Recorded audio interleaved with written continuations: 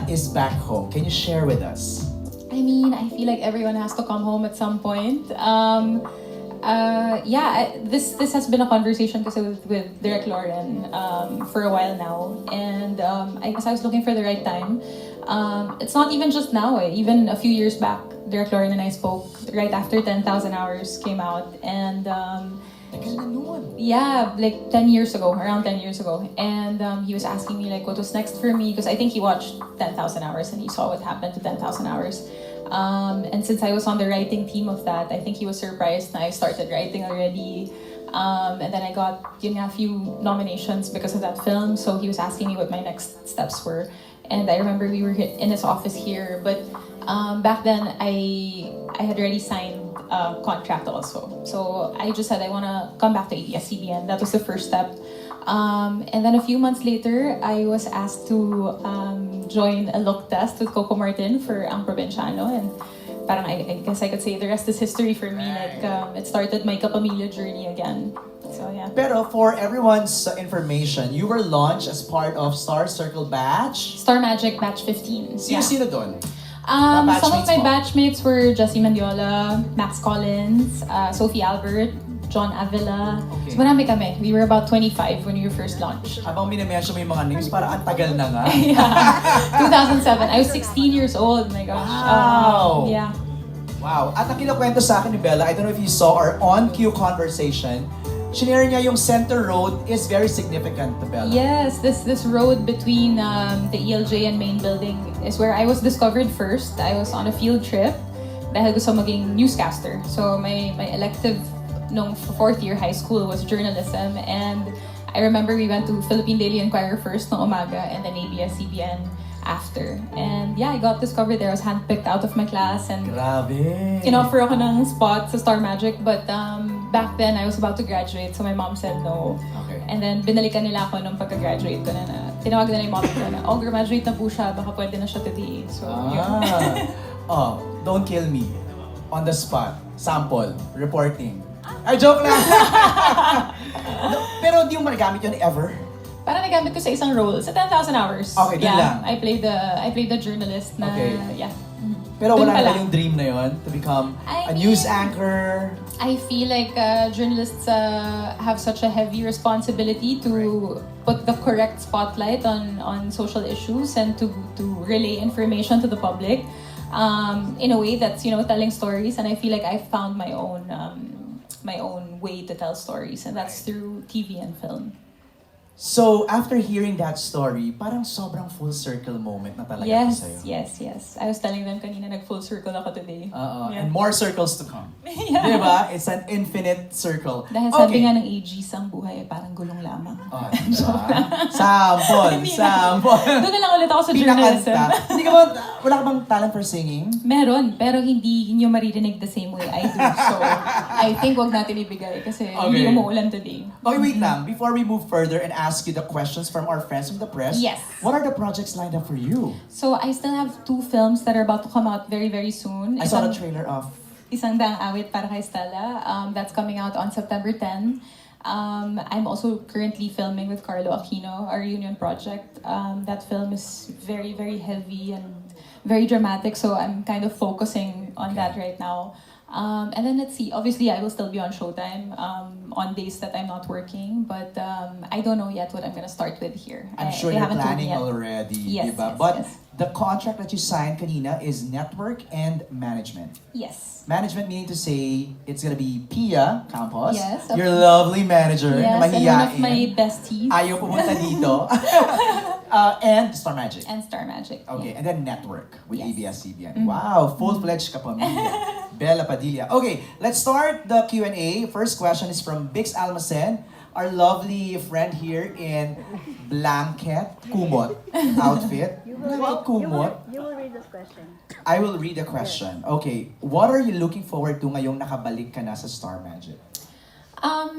I think the experience now will be very different from 2007. Star Magic is now led by Direk Lauren. It was Mr. M back in 2007, right? So I feel like the direction also of the agency is quite different. And I have to say it's very in line with what I do as an artist. And I also can't compare what I could do before and what I could do now because I was 16 back then and I'm 22 now. Whoa! Charot, joke lang. I am older Mahina now. sa math si Bella. Actually, sobrang galing ko sa math. Pero 22 lang yung ano ko, yung Okay. age na alala ko. But no, I'm definitely different now also as an artist and as a person. So I feel like this will be a new experience again for me as well. I love how you mentioned the word agency. Lakas maka K-drama. Mga K-pop, mga K-idol. Okay, another question from Bix is, meron bang isang ugali or katangian ng mga Star Magic artists na masasabi mong tatak Star Magic talaga for you? I think when you say Star Magic, the first thing you think of is work ethic. Okay. Everyone has a very, very good work ethic. No one comes late to work, like everyone knows their job, they know their lines.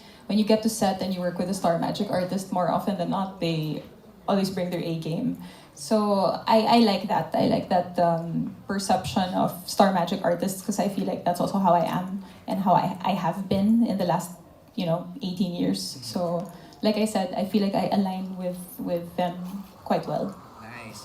Thank you, Bix, for your questions. Thank you. Next is from Mikey Viñas, katabi lang niya. Hello. Of Kapamilya Vines. You left Star Magic in 2010. And now, after almost 15 years, you're back. How would you describe the growth and changes na pinagdaanan ni Bella over the years?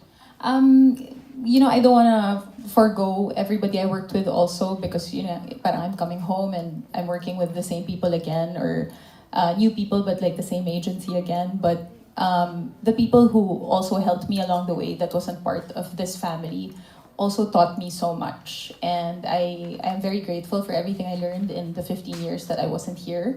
I definitely am a different artist now. Like when I started in 2007, I was just a teenager who thought maybe I could act. Like I was told, parang you deserve a spot here in our industry. But back then, no one told me what I could be or what I can dream or what I could dream of or what I could achieve.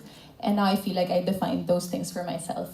So I think it also comes with maturity, parang I'm more sure of myself. So, yeah. Alright, Mikey, salamat. Ay, actually, may second question pa si Mikey Okay. dito. Now that you're a full-fledged kapamilya, sino pa sa mga kapamilya stars ang nais mong makatrabaho lalo na sa paggawa ng pelikula or teleserye? I always get told this na I should work with Angelica and Kim. So I would like to work with Angelica and Kim because they're two of my best friends in the industry. I've never worked with either of them, but they've worked with each other before. Right. So ako, if ever, first time ko sila makakatrabaho. So Si Kim siguro hosting lang sa Showtime. yeah, sa no? Showtime. Pero yung acting, kasi may pinabasa kasi sa aming script ni Kim last year for a horror film. Tapos may mga sobrang madrama na eksena. Tapos nagtitinginan kami na paano kaya natin i-shoot to? Feel ko tatawa lang tayo natatawa. No, but I know Kim also when she's concentrating super super in the zone. So Pero riot yon ang Becky in I a know. project. Would be fun. It I would feel, be yeah. fun. Nagawa ni Angelica yung theater. Which Yes. one? Maybe not anytime soon. Okay. Like my medium talaga is film. I think that's where I'm most comfortable in, and now I'm slowly going back into TV again. Nagulat ako na nakalimutan ko na ng katawan ko paano yung pagod ng taping at just like the number of sequences pag taping day. So I'm slowly easing myself into taping again. So maybe one day. One day, soon. From Nina Rina Datu of Cinema One. Nina is right there in the Hello. middle. You've touched the hearts of many OFWs or modern-day heroes through the TFC projects and your films. What lessons from those experiences will you continue to bring as a kapamilya? I think also more than the films, maybe my short stay in London also helped me get to know our OFWs more, and I feel like so many of their stories resonate with us pala without knowing, kasi we don't really hear about what they're going through. Diba pag nagtanong ka ng OFW, like, kamusta ka? Ang lagi nila sagot, ako sobrang okay ako dito, sobrang saya. Like, they don't tell you what they're actually feeling. So I think living in London made me feel yung separation from your family, from your friends, and just being familiar with the place makes you instantly more comfortable. So I'm happy that we have TFC, that they see our stories pa rin here, and we're also able to bridge the gap with them. I'm very proud that our movies are still being watched or patronized by Filipinos abroad. I hope that continues, and I hope that becomes more and more prevalent, especially since the film industry could do better pa. Right. So, the lessons, I guess, it's just that, parang learning how to resonate with people you meet every day, not necessarily just the OFWs, but even the people here. So, yeah. No, that immersion in London was a blessing in disguise. Definitely, yeah. Diba? Now, pag magsusulat ka ng kwento about our OFWs, alam mo na. Yeah. Diba? Ako lang, OF lang kasi ako dun eh. Ah, Oo. Hindi kasi ako nag-work. So, Actually, nag-bike lang siya. Overseas Filipino lang, nag-bike lang ako dun, nag-aral ako. So, OFS, Right. Overseas Filipino Student. Daniel, thank you for your question. Thank Next you, is Miss from Nina. Daniel. Where's Daniel? There you go. Hello. Daniel of Star Express. Aside from acting, do you still wish to pursue script writing for films and teleseries? And how did you discover the art of writing scripts? Okay, thank you. I don't feel like I specifically pursued writing. That's always just been a part of my life. I started writing way before I started acting, and I'm lucky I was able to carry it over here into this profession. So I started writing for friends first, for when they had films na hindi buo yung script or they felt like may butas konti, they would call me and ask like, how do we cure this scene or how do I bridge this scene to the next one? So I would offer my services for free before and uncredited. Pero hindi na dapat tayo pumapayag ng free and uncredited work. So yun. After that, I started pitching. I was invited to pitch here in ABS-CBN a few times and also to Star Cinema. I think the first person who made me feel like, oh, this could work out was actually Tita Malu Santos. She bought one of my scripts last night, and the first draft was what they used on set. And so that was such a pat on the back for me, no revisions. But I mean, even before that, like I conceptualized camp, so we Look at First Sight, like several projects under Viva Films also. So I don't think this is also a part of me that will ever go away at this point. Like I will continuously write because it's such a therapeutic thing for me, as I'm sure it is for you guys too. Thank you, Daniel. Thank you. Meron pa tayong 2 questions, pero mag-isingit ako ng questions ko. Okay. What's your proudest work of all? Proudest work, Like, pag acting, tinanong or- namin, Bela Padilla, ito yun. Ito yung iuuna mo sa portfolio mo, sa resume mo. Does it have to be acting lang or Sige, all? separate natin si acting and the Ah, writing. sige. Acting, I think, I would still say ang Provinciano. Even if I've done so much more work that has more depth after that. I think Provinciano because in a way it put me on the map. Like, On the sin- mainstream map. on the mainstream map. Like, I constantly say this. Pag pumunta akong probinsya, Carmen pa rin tawag sa akin eh. Totoo ba? Tapos hinahanap sa akin si Coco. Yung parang, hindi Okay. ko nga po siya kasama. Okay. So, yeah, I feel like Provinciano really tested my acting range. Also, when I entered Provinciano, I was 24. Coco was already Coco Martin. And there were several times on set na we would shoot in locations na totoong location siya. So kung kalsada, hindi naman namin parang rinirentahan yung buong kalsada. And the people who lived there would watch. And I would always remember na parang after our scenes, they would start clapping because they were so moved by the scene. So it's that parang your scenes will transcend to the screen kasi even the people on set are touched. So On that note, Yeah. are you open? Batang Quiapo? A cameo or a guest? why not? But I feel like doon na ako sa next show ni Coco kasi oo, ang gagaling na ng kasama ni Coco, hindi niya na ako kailangan doon. Para pag inibitahan ka ulit. Yeah, why not? Kung Okay. pagtapos na siguro yung shooting, why not? Alright, script writing naman. Your best Script work. writing, I think last night. Okay. Last night, it's the first full-length feature film that was produced into a movie. And I spoke about this quite recently. I was tagged on Twitter by a person who watched last night recently. They said, thank you, Star Cinema, for uploading the full HD version. So I clicked the link and then I was going through just the interface and then I saw the first comment was from somebody who posted 10 months ago. And she spoke about how she was supposed to end her life that night. And she decided she felt like maybe I should watch a movie first to calm myself down. And she typed lang Filipino full movies.